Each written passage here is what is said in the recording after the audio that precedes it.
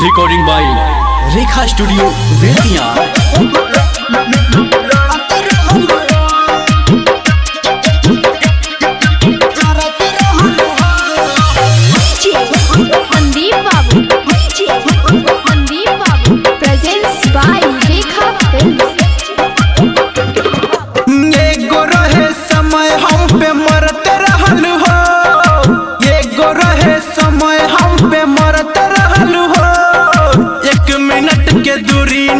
सहत रहलू हो दूसरा ओरी तकला खातिर जरूरत रहलू हो, दूसरा ओरी तकला खातिर जरूरत रहलू हो, थोड़ा थोड़ा बात लेके लड़त रहलू हो।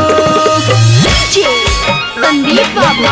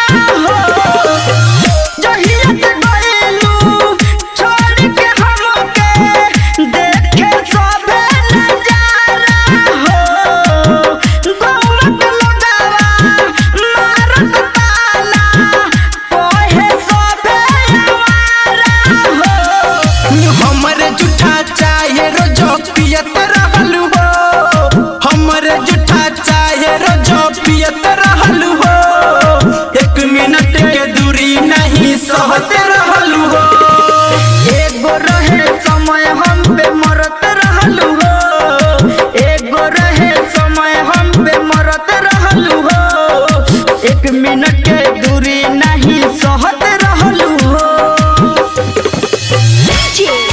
संदीप बाबू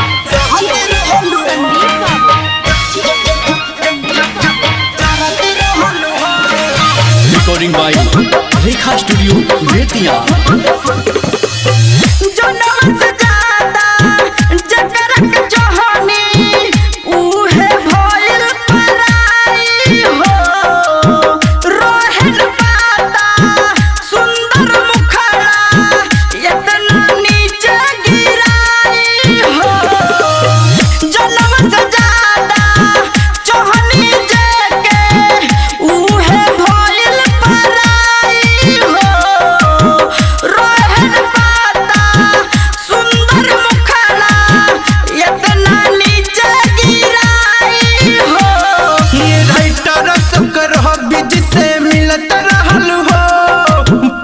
साजन राजू जी से मिलत रहलू हो, एक मिनट के दूरी नहीं सहत रहलू हो, एगो रहे समय हम पे मरत रहलू हो, एगो रहे समय हम पे मरत रहलू हो, एक मिनट के दूरी नहीं सहत रहलू हो।